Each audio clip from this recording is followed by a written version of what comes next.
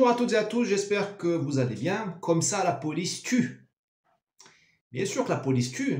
Il n'y a que l'extrême gauche pour feindre de son émouvoir. Il n'y a que la droite pour s'indigner du fait qu'on ose dire que la police tue. Alors qu'elle est là pour ça.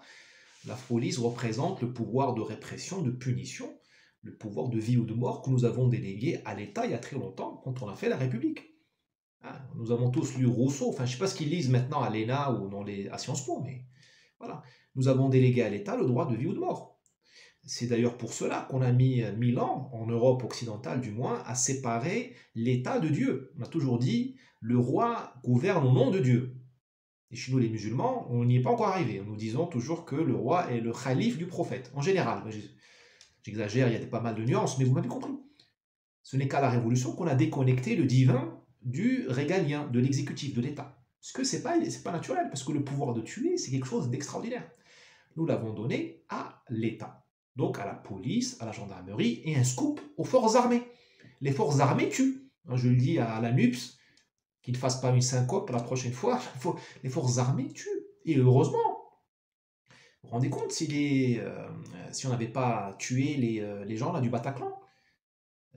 D'ailleurs, il paraît que les militaires n'ont pas voulu intervenir et c'est la BAC qui a tué. Oui. Heureusement que la BAC a tué, heureusement que la police tue, heureusement que la police française a tué Mohamed Merah à Toulouse. D'ailleurs, la police du Texas n'a pas voulu tuer le tireur solitaire, là, le tireur fou de Uvalde dans l'école primaire là, au Texas, pour une histoire de bureaucratie, là, un chef de police local plutôt médiocre, n'a pas voulu tirer, il a voulu attendre l'arrivée des forces spéciales. Eh bien, pendant 1 heure, il y a eu un massacre. Donc la police tue, et heureusement. D'ailleurs, vous vous rendez compte quel aurait été le sort de la France, et le sort d'abord des victimes de Charlie Hebdo, si les policiers qui étaient là pendant la conférence de rédaction avaient pu tuer les Koulibaly. Je ne leur reproche rien, ils sont morts de manière atroce. Voilà, tout aurait pu changer. Heureusement que la police a tué les terroristes de l'hypercachère et ainsi de suite. Voilà. La police tue, et heureusement. La police tue, mais elle ne fait pas que ça. Elle tue et elle sauve des vies. Hein, combien de femmes ont accouché grâce à l'aide de la police, accouché dans la rue, dans les rames de métro, dans le train? Combien de noyés ont été sauvés? Combien de personnes ont été sauvées d'un incendie à Paris, ou enfin en ville ou ailleurs? Combien de personnes ont fait des AVC, des infarctus, ont été sauvées par les flics avant l'arrivée des pompiers, ou les flics ont même transporté directement les patients à l'hôpital pour pas perdre de temps. Voilà, la police fait tout ça. Moi, j'ai jamais vu de voyou sauver des vies. Tu vois, jamais vu un dealer fermer son point de deal et aller sauver une femme qui accouche, la transporter au CHU du coin. S'en fout, lui. C'est un capitaliste pur.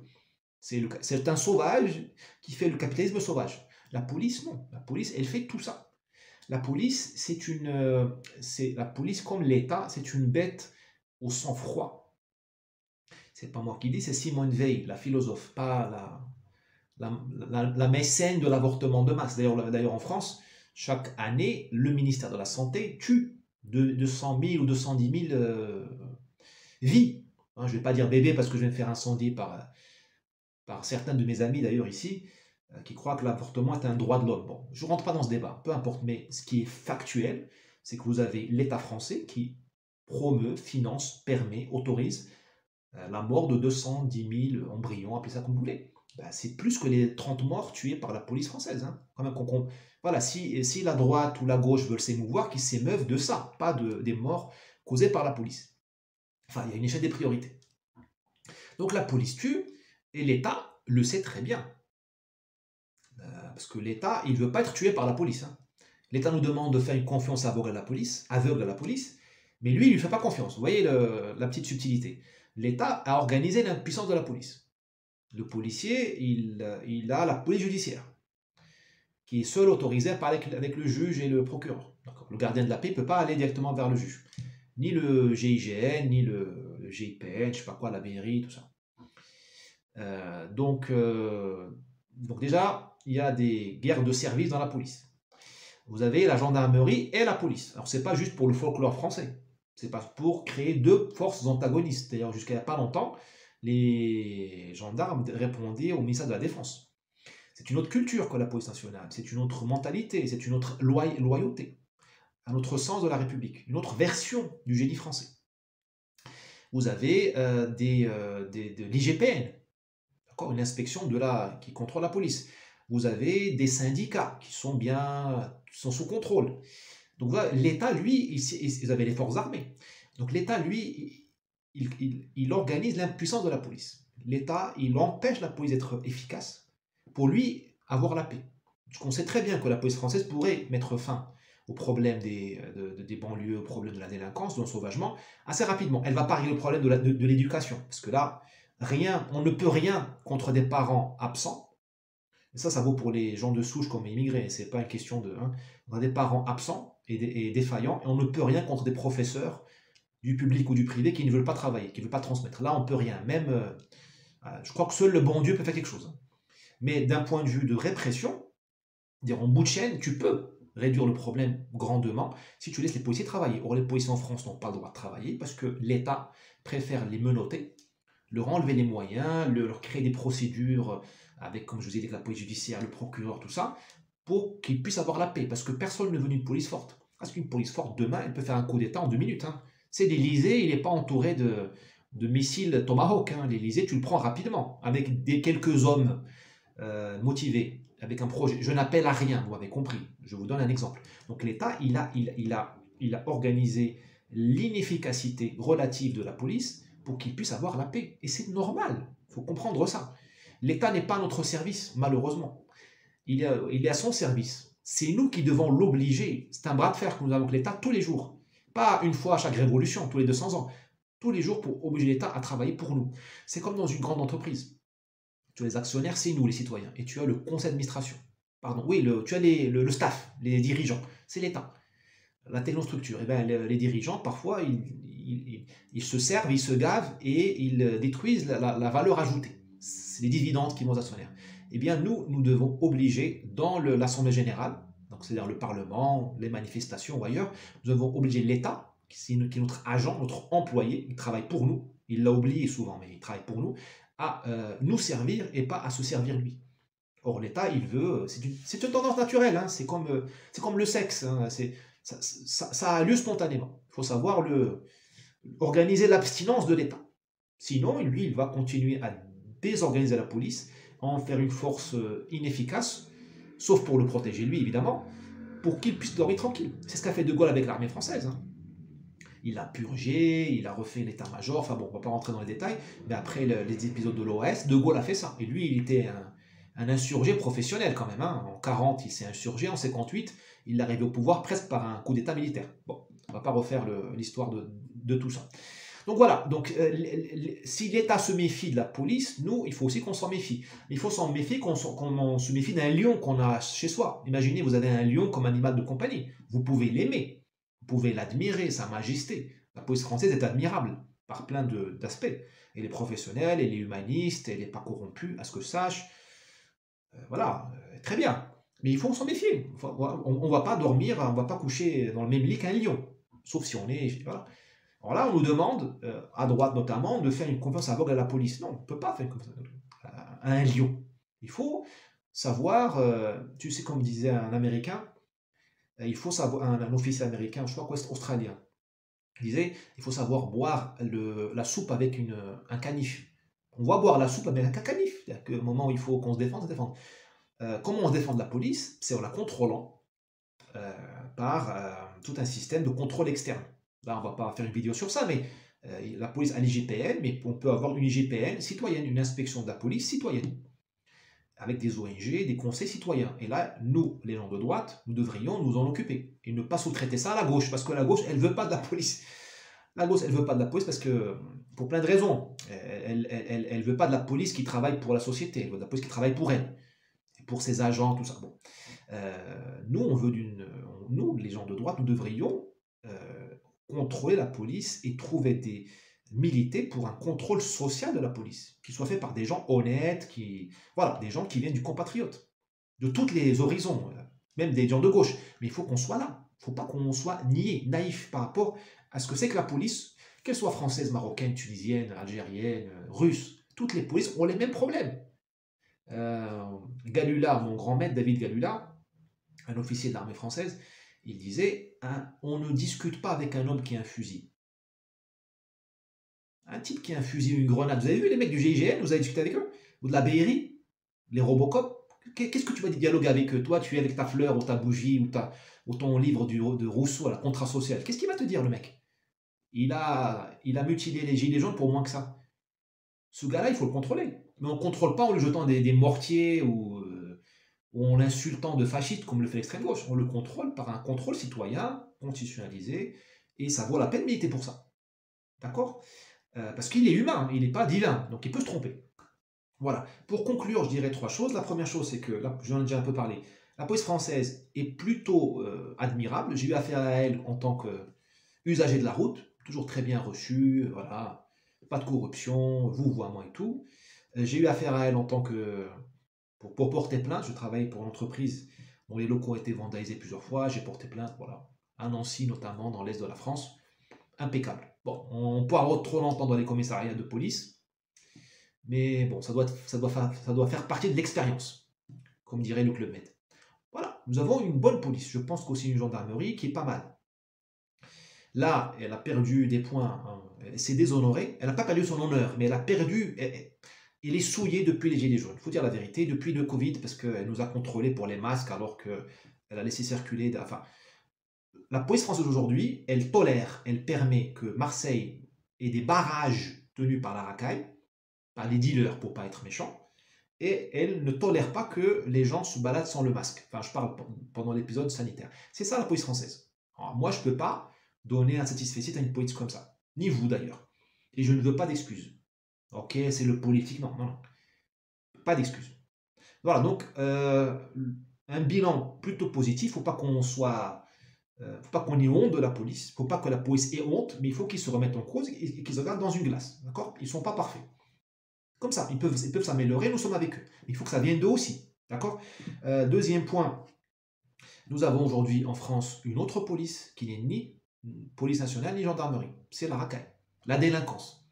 C'est pour cela que le pouvoir la relâche systématiquement, parce qu'elle lui est utile.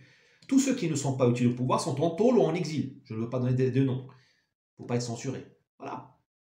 Si on relâche avec autant de facilité les voyous, c'est qu'ils servent à l'État. Ils servent à contrôler le peuple de France.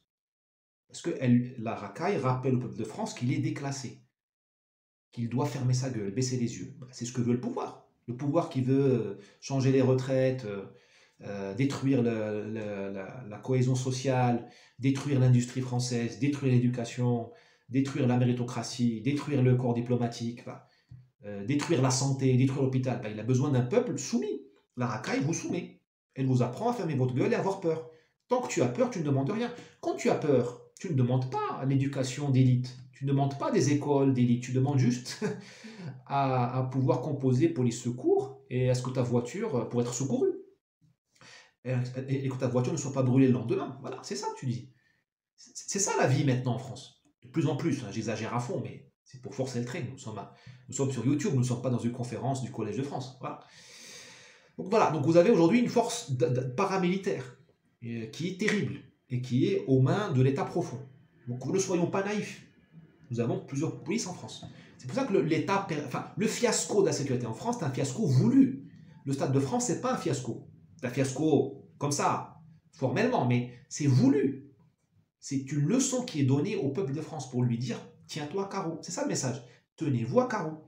Parce que nous avons une force, j'allais dire, une force étrangère qui est tout à fait désinhibée. C'est ce que font les Russes en Tchétchénie, en Ukraine, ils amènent les Tchétchènes, parce que les Tchétchènes n'ont pas d'empathie pour les Ukrainiens, c'est normal.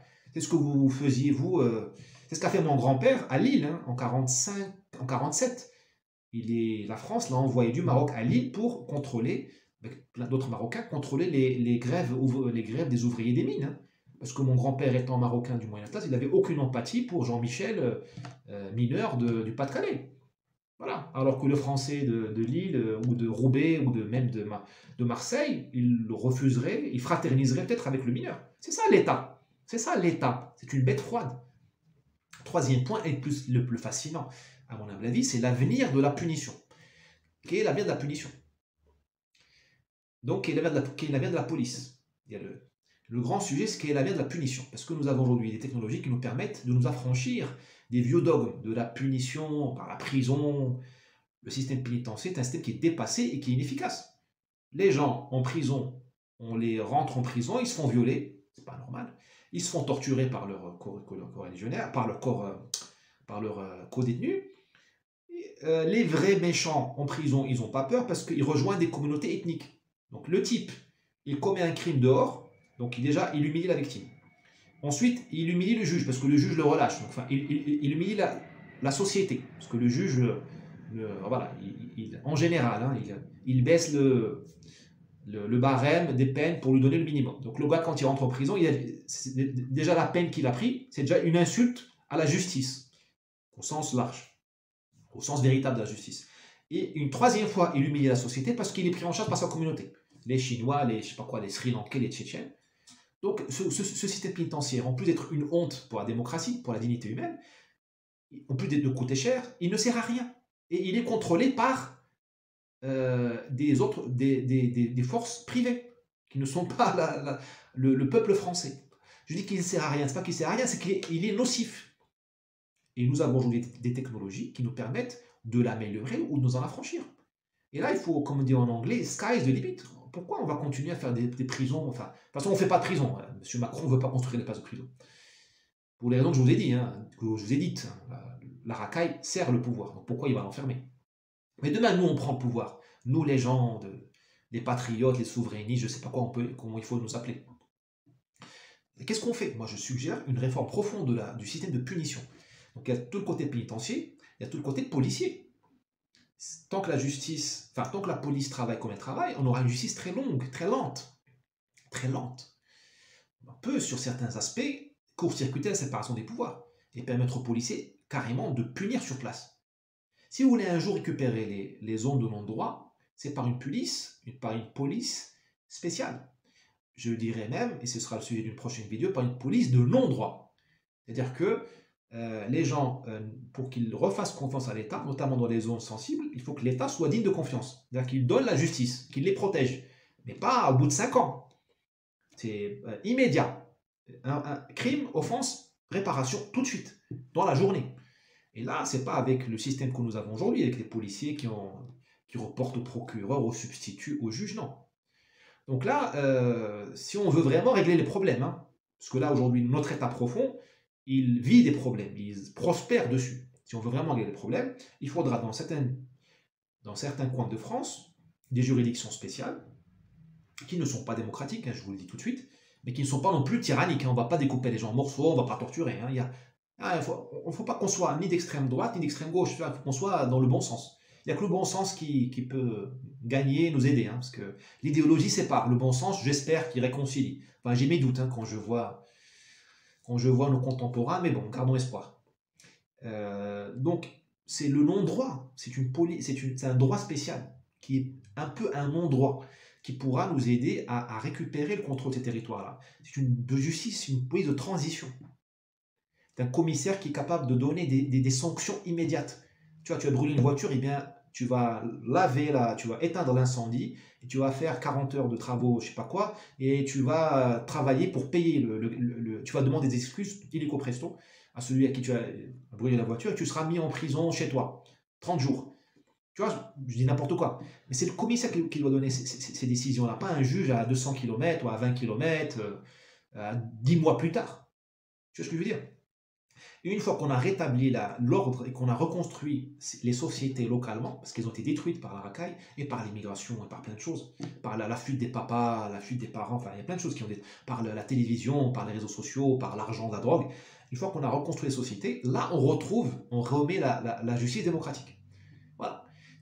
Ça, c'est une discussion qu'il faut qu'on ait. Mais quand on aura dégagé ces discussions posées par la gauche ou la droite, la police tue, ah mon Dieu, on s'indigne. Non. Indignons-nous moins et osons.